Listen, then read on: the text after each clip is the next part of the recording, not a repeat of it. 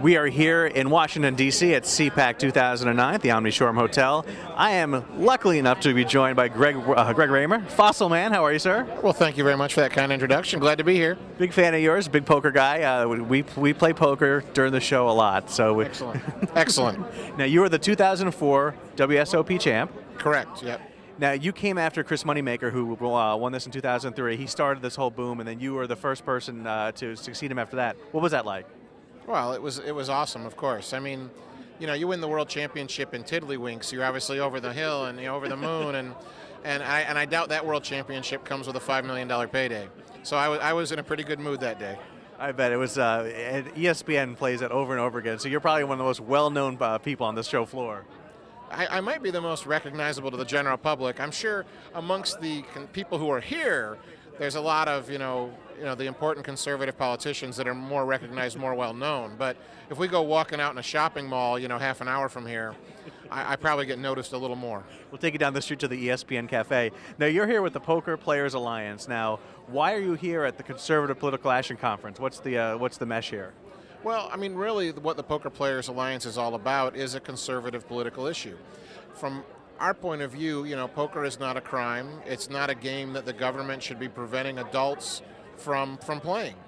So just like you wouldn't expect the government to tell you you're not allowed to go bowling or play chess or any other game, poker is such a game. The only difference between poker and those games is that it's traditional in poker to wager money. It's not so traditional when you go play bowling, you know, with your buddies that you're going to bet on it. But a lot of people do. Sure. A lot of people will, you know, they'll bet $50 on who's going to shoot the highest score today on the bowling alley. Right. But you know, internet poker is something people do at home.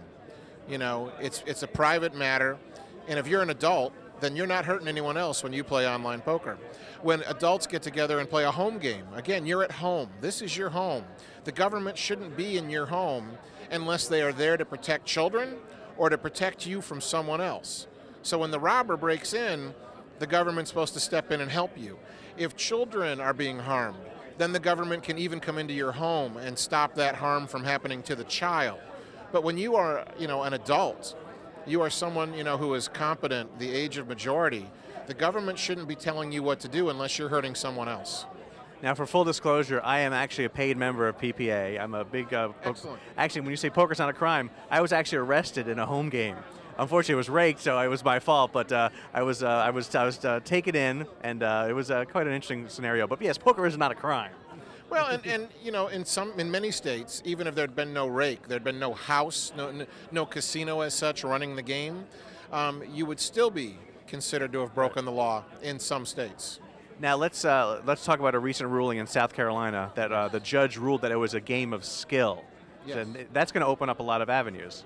Well, it's helpful. Unfortunately, the decision is dicta, because what the judge could have done is said, I don't have to decide whether it's a game of skill or not, because I can decide the case for this other reason. So he still decided the outcome of the case for the other reason, but then he also said that, you know, I was convinced by the defense, you know, the witnesses that were, you know, provided by the Poker Players Alliance to those people who were defending themselves in that court. The judge said, I agree that poker is a game of skill. Now, the other thing also about what's going on now is, oddly enough, the biggest advocate for online poker is Barney Frank, a very well-known Democrat. But we'll still take his support, won't we? Well, I have no problem with Democrats or Republicans. But I'm saying here in this building, it's you know, it's kind of odd. Okay, in this, you're right. In this group, Barney Frank would not be a popular guy if he walked around the aisles. I understand that, because on many of the issues that many people here are for, he's against, or he's for them and they're against them. So that I understand. But for me, I tend to be a libertarian. So my point of view for any issue, really, is that unless we're protecting children, then the government should stay out of it, you know, unless it's, again, a matter of, like, public safety and health. And by that, I just mean, like, the FDA will make sure that your drug is safe and effective before they let you sell it. The FDA will come and say that, you know, hey, you've got tainted food, you know, you're not following proper procedures to keep the E. coli out of the meat. So we're going to come in and give you grief.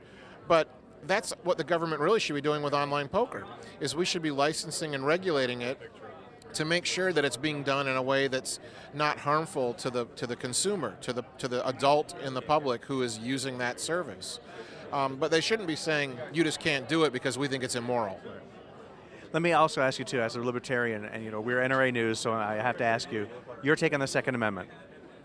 I think that issue really is in line with all the other issues for libertarians. I mean, if you are harming someone else, whether you're using a gun or any other tool, including your bare hands, then the government should step in and stop you and say, they're going to take that gun out of your hand because you're pointing at me, but not because it's a gun.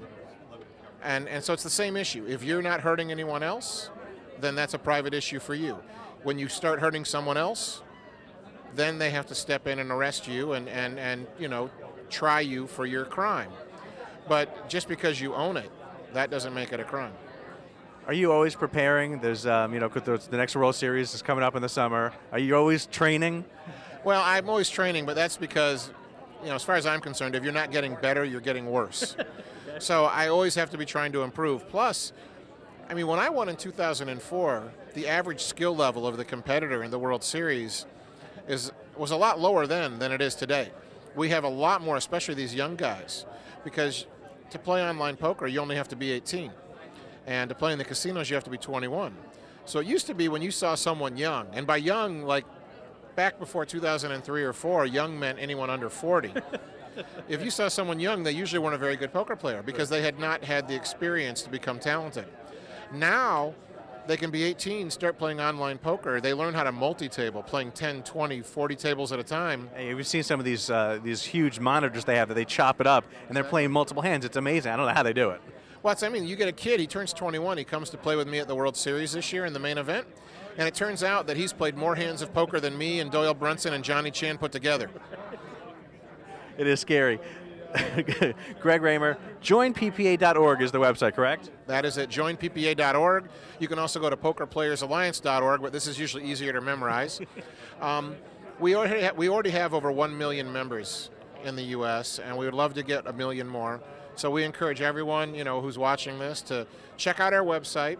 And if you agree with us that, a game like poker is not something that the government should be saying, you can't do this, we think it's wrong, we're applying our morals to your life, then you should join the PPA, help support us so that, we can get this taken care of appropriately, the way the government's supposed to get things done.